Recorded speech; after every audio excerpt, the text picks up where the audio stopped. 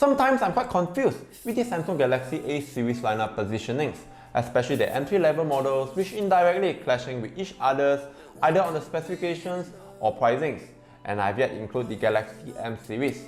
Today I get to test out Samsung's newest Galaxy A22 LTE. This is probably the most accessible smartphone that features a 90Hz Super AMOLED displays and an optical image stabilization cameras. Hi, my name is Joshua Wong. Welcome to FastView episode 29. I do fast and short text reviews on the channel. That's how the name came about. Let's move on to the unboxing. I've gotten the black variants and it also comes in two young and eye-catching colors, violets and mints. One slide open is the Galaxy A22.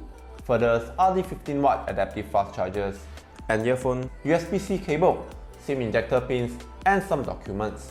Sporting a 6.5-inch Super AMOLED HD Plus resolutions with Infinity U display, it has a pretty decent bezels and obvious chin size. It's an entry-level smartphone, so do expect more plastics here and there. The high-gloss plastics rear covers does look like glass, has a Samsung branding at the bottoms and a quad rear camera bump. On the right side is where the volume rockers and power buttons are. The power buttons also double up as a fingerprint scanner. It has a dual 4G SIM slot plus a dedicated micro SD card tray that supports up to 1TB storage. At the bottom is a single down-firing speakers, USB-C charging port, a microphone, and a 3.5mm audio ports. Under the hood is the MediaTek Helio G80, an octa-core processor paired with 6GB of RAM and 128GB internal storage. Performance was average like any other mid-range device.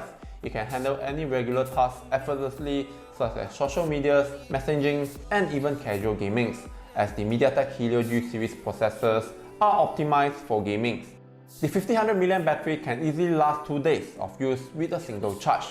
Equipped with quad rear camera setups, a 48MP f1.8 aperture main cameras with OIS, an 8MP ultra-wide, a 2MP macro lens, and a depth sensor. The photo taken on the main cameras are pretty decent with great dynamic range and sharp images. Coming to the ultra-wide, it has 123 degrees angle views and the picture qualities are fine in bright light situations, but a little saturated when coming to low light environments. You can get more details when you switch to 48MP. It's pretty significant when you zoom in on the images. The OIS works impressively well, not only helps on the video recording but also slow shutter photo takings like in night mode. Coming to video recordings, it only records Full HD at 30fps. If you like taking selfie, the front 13MP does support portrait mode, where you can take selfie with a bokeh background. Running on the latest One UI 3.1 based on Android 11, which also found on the Samsung latest flagship devices.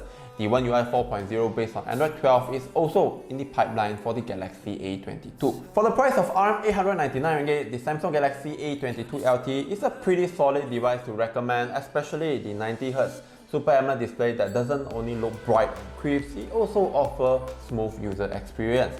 Not forgetting the 48MP main cameras with OIS that you can't find any at this price range.